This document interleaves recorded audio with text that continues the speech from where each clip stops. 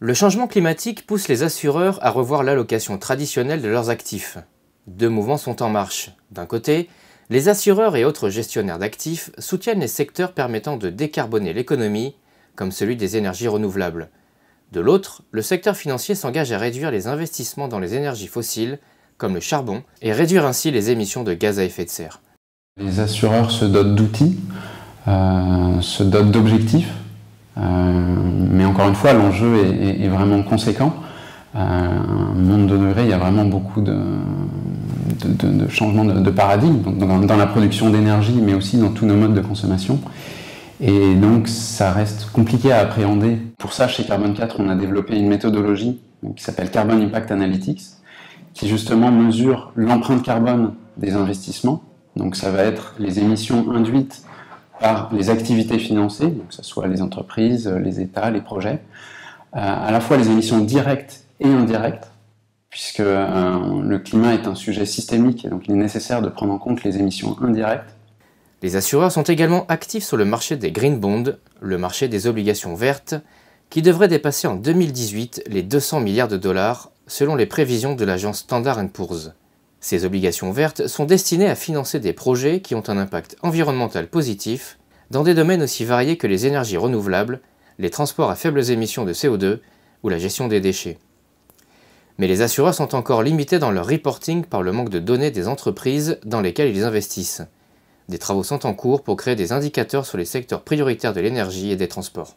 Par ailleurs, la Fédération française de l'assurance a formulé 18 recommandations opérationnelles pour aider les sociétés à intégrer davantage les critères environnementaux, sociaux et de gouvernance dans leur choix d'investissement. Très clairement, les assureurs ont progressé sur cette intégration. Je dirais que cette intégration, il y a une volonté de faire, mais qui bute parfois sur des éléments techniques. Ces éléments techniques peuvent être très variés, mais en termes d'intégration dans nos processus de décision d'investissement ou de désinvestissement, ça peut être assez simple, mais par contre, assurer le pilotage, notamment sur l'alignement des objectifs, sur l'objectif 2 degrés, ça c'est beaucoup plus compliqué. Depuis 2015, 15 grands assureurs mondiaux ont désinvesti plus de 20 milliards de dollars de l'industrie du charbon, selon l'ONG Unfront Coal. En France, AXA, Generali ou CNP Assurance font figure de pionniers.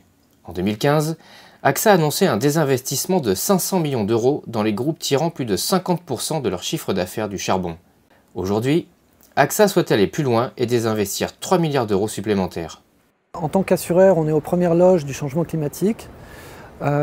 Et après avoir réfléchi sur le sujet pendant quelques temps, en 2014-2015, on est parvenu à la conclusion que s'il y a bien un secteur industriel qui est plus en train de poser des problèmes que d'apporter des solutions, c'est bien la génération d'énergie à base de charbon. C'est la forme la plus intensive en carbone de production d'énergie.